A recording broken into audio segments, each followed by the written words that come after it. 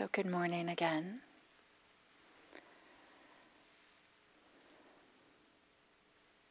I'd like to say a few words, beginning with something that's obvious. And then maybe to unpack it and look underneath it a little bit. Look at some of the underlying beliefs we have or some of the behaviors we have. Maybe into what's less obvious. And the obvious part is that it takes energy, it takes a certain amount of effort to practice. To come to the cushion when we really don't feel like it. To listen to a Dharma talk with a certain amount of engagement or read a Dharma book as more than just entertainment, but more as a way to allowing it to touch us. Whether we feel the Dharma talk is excellent or terrible, or the book is awful or good, is a way that we can engage with it and allow our heart to be touched and maybe learn something. So it takes energy to meditate when we're feeling restless or troubled, and the last thing we want to do is sit down and be quiet. Allowing some of these emotions to come up. And to be sure, sometimes it's wise to not sit in the midst of overwhelming experiences. Sometimes it is wise and sometimes it isn't. We each have to find our way with that.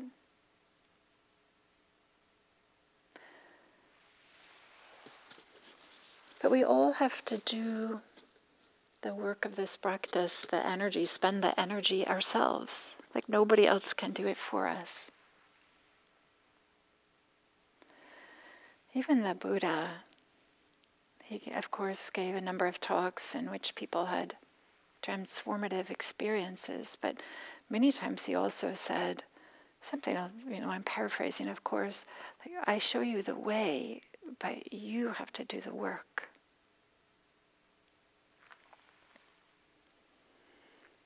But because we have human bodies and minds, we don't have unlimited energy.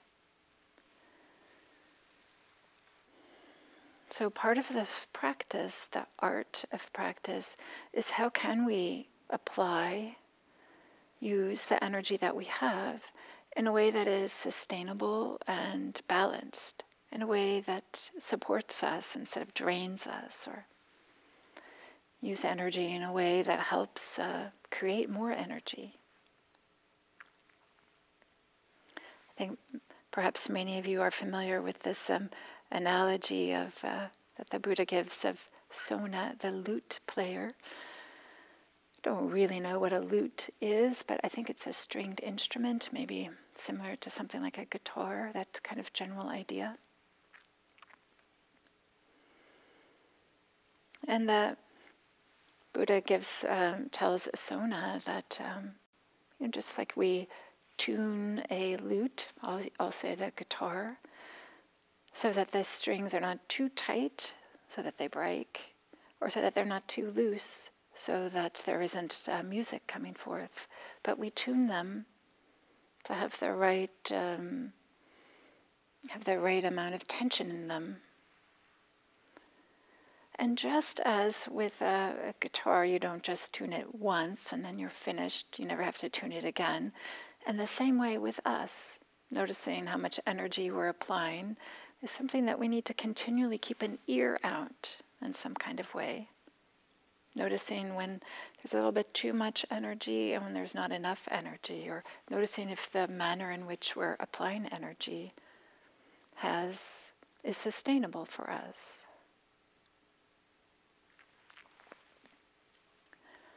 So it's more of an invitation to listen to our bodies, listen to our hearts, listen to our minds, and recognize in each moment what is too tight and too loose, and the manner in which we are paying attention. Is that with more like a sledgehammer, or is it more like a feather? And recognizing when there might need to be a little bit more and a little bit less. So applying energy towards our bodies, towards our practice, requires that there's some feedback, that there's interest, that we have, that we're putting aside alternatives, and instead that we're staying with our experience and tuning into our experience of experiencing and getting over any ideas that we might have that transformation or lasting personal development can take place without any energy, just sitting down and occasionally bringing our minds to the breath. That has benefit. It absolutely has benefit.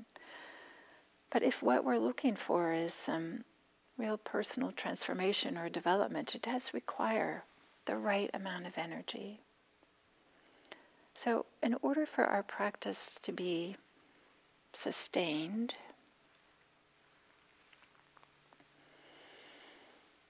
our practice needs to be meaningful for us. It needs to have some level of importance. Because without this meaningfulness, it can run dry. It can feel like it runs into a brick wall. That is, have you noticed that your energy increases when you're doing something that you love, or participating in something that's really meaningful to you, or something that you're devoted to, or that you really care about?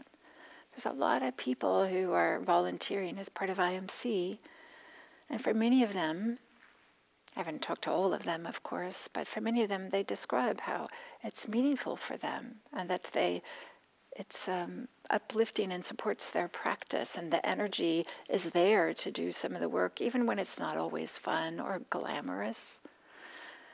Or maybe it's completely 100% behind the scenes and they don't even get some recognition for it. But because it's meaningful for them and important for them to participate in what we're all creating here together, the energy is there. So you can ask yourself, what is meaningful for you? What depth or kind of happiness would I like to have in my life? What am I devoted to? What's really important to me? With what do I wish to align my life? This, of course, could be a whole Dharma talk on its own. But just to recognize that how much energy we have available is associated, is connected to whether what we're putting our energy towards is meaningful for us. And of course, we have to do things in our lives that maybe don't have direct meaning. Is there a way that we can make them be meaningful? That is, can we fold them into our practice? For me right now, there's a lot of things happening where I'm living. Specifically, there's demolition and a reconstruction of the building I'm living in while I'm there. It's part of a bigger project and that started way before this. And when the sounds make me feel, let's say this, constricted, I think, oh yes, this is why I've been doing practice, is to meet things that are difficult without falling into aversion that becomes unskillful. But instead, can I meet yet this with a way that I bring my practice to it? Okay. Can I bring open-heartedness to this? Can I act in a way that is wise and supportive for me and everybody, for the people who own the building and need to take care of it? And as the practice develops, the meaningfulness of what we're doing grows. The meaningfulness of our practice grows. Certainly for me, at the beginning of my meditation practice and studying the Dharma and studying the suttas, my sense of what role it had in my life was really vague and not clear, and pretty narrow too. Mostly around like, how can I feel better? Which is perfectly fine. This is how so many of us first find the Dharma, with some underlying suffering that finds us here. But chances are that as you practice, you're discovering that that meaningfulness or your aspiration or what's important about the practice becomes more clear. And it becomes more important. It becomes about not only finding greater ease and freedom for ourselves, but supporting others, serving others in their freedom, and their finding greater ease and happiness. So it can be really helpful to tap into what is meaningful for us in general, and specifically what is meaningful for us about our practice, about a meditation practice or Dharma practice, Buddhist practice, in whatever way that shows up for you. And to tap into and feel into the role it has into your life, and to connect with it in a warm-hearted way, with this recognition that the meaning or our aspirations may change, evolve, grow. But what is it now? That's something that you can align with. And then this idea of connecting with a certain heartfeltness, with a wholeheartedness, as opposed to only just intellectually, okay, yes, I want to have a little bit more ease meditating, therefore I need to meditate, just something that we know, we cognitively understand. But can there be a way in which you experience, yes, I can see this, that sitting regularly has some momentum that really supports me, not only in my meditation practice, but bleeds out into other areas of my life. So can we connect what's important for us and our practice in a way that has some wholeheartedness or warm-heartedness or heartfulness, in some way that's not just the mind. Maybe it's the body also. I'm using this word heart, but we could also use the word body, in which our whole body feels aligned with what's important for us. Maybe we feel it as a certain amount of alignment, that is some uprightness or something. But not only do we need to be aligned with our aspirations and connected with them in a wholehearted or whole being way, not just our minds, but we also need to believe that our aspirations are achievable, in the sense that if we think that, yes, I want to have greater ease and freedom, but we don't think it's possible, we don't think it's possible for us, then we won't be applying the amount of energy than we might. Of course, we'll just be doing it half-heartedly. So it's worthwhile to examine some of our underlying beliefs. Do we think it's even possible for us to achieve, for example, greater freedom, greater ease? I would say it is possible. I know it certainly has been for me. And chances are that you are seeing the effects of a meditation practice or a Dharma practice, and to not lose sight of that. Not to lose sight of the changes, the benefits, some of the outcomes that are arising as a consequence of doing a regular practice, and to recognize that whenever we learn anything, whether it's meditation or playing the piano, driving a car, tying our shoelaces, all these things, right? It takes time, and it takes a certain amount of consistent energy or effort. And we always start as a beginner. So to investigate some of our underlying beliefs, whether we think it's even possible for us to learn more or to have more settledness in our meditation, for example, or more open-heartedness or more compassion, more love, more ease. And then if we do find that there are some ideas that our capacities are limited or what's possible for us is limited, just then to bring to mind, well, we've learned many things in our lives. All of us have. Simple things, complicated things. And we can learn this too.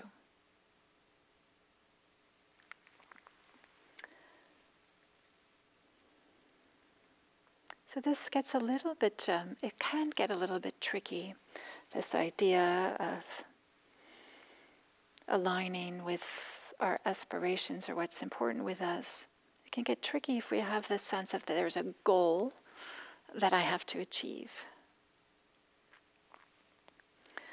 That is, that there's some place else that I'm supposed to be or want to be, and instead I'm here.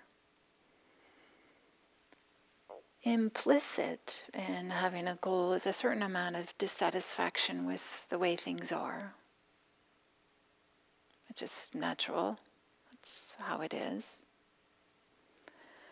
But also, often implicit in a goal is this suggestion of measurement. The goal is over there, and I'm over here. And whenever there's measurement, there's this, so often this self-view shows up and lands in the middle of the inner critic. I'm not there yet. I haven't reached the goal. But they have. Maybe I can't even do it, but clearly they have. Or I used to be able to do this, but now I can't, or whatever it might be. So also, it's enormously helpful to pay attention to with this inner critic, this whenever there's measurement that happens, which implies maybe comparing,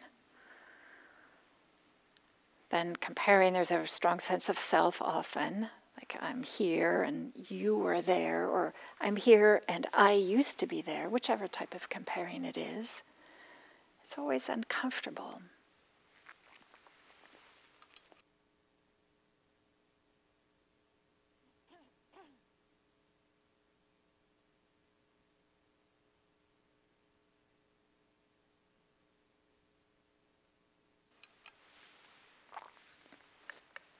Excuse me, my voice is getting a little, I don't know what it's doing exactly. So whenever there's goals, there's often this feeling of measurement, which leads to a feeling of comparing, which leads to a feeling of I'm not good enough in some kind of way. So the answer is not to never have goals. That's not the answer. It could be one particular way which we could address it, but that leads us to having a very limited life. Having a limited view or experience or idea of what's possible for us. Instead, can we, with this idea of goals, can we use it more like a North Star? I think many of us don't have the idea that we expect to get to the North Star, but we use it to guide us. We use it to point the direction in which to go. So the question then can become, here we go again.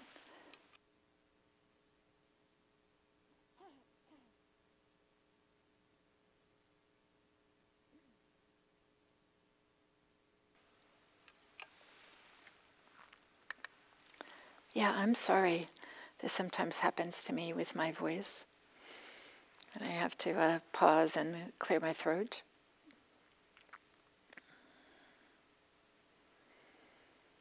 So instead of this idea of a goal, can we use a North Star? Just this direction of where we want to go.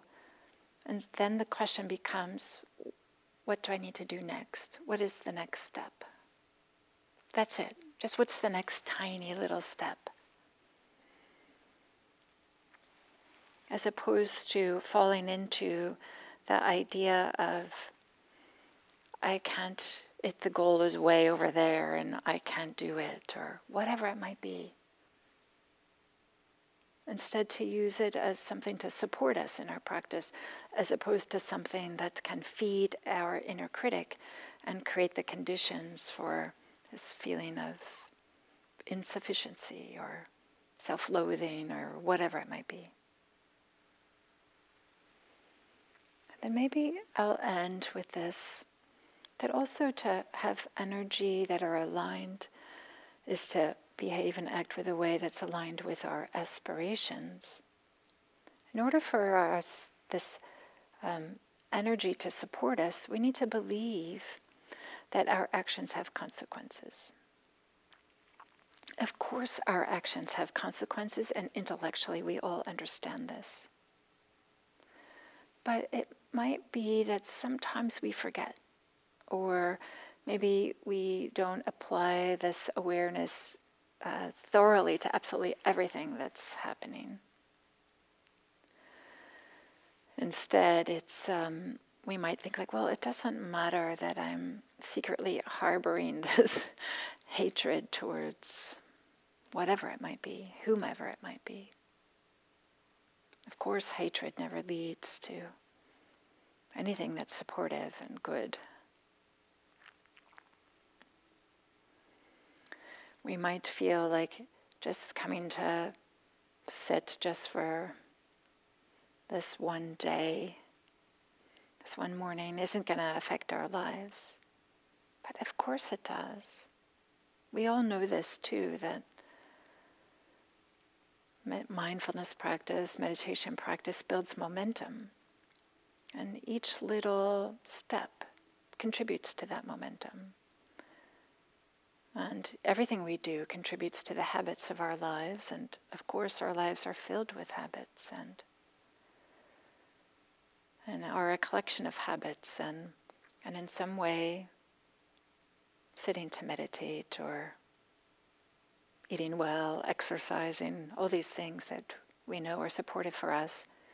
In some way, each time we do them, even if it's in a really small way, helps to undermine the inner critic, helps to undermine some of our habits of not taking care of ourselves, potentially. So in order to sustain our energy for our practice, there's a number of different things we can do, including really looking at our underlying beliefs about the difference we can make, what's possible for us, and what's meaningful for us. And if we can align with these things and gain some clarity, then we'll find that there is energy. Maybe it's not the exact amount exactly when we want it, but this is the most beautiful thing to do with our lives, right? Is to apply our energy in a way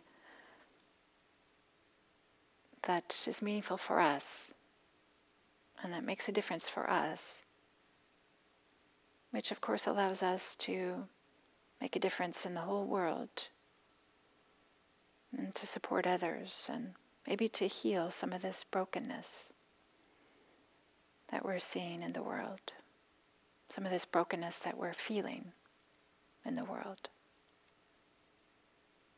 So may our time together, our practice in whatever form it takes, may it be for the benefit of all beings everywhere. all beings, without exception, without exception. Thank you.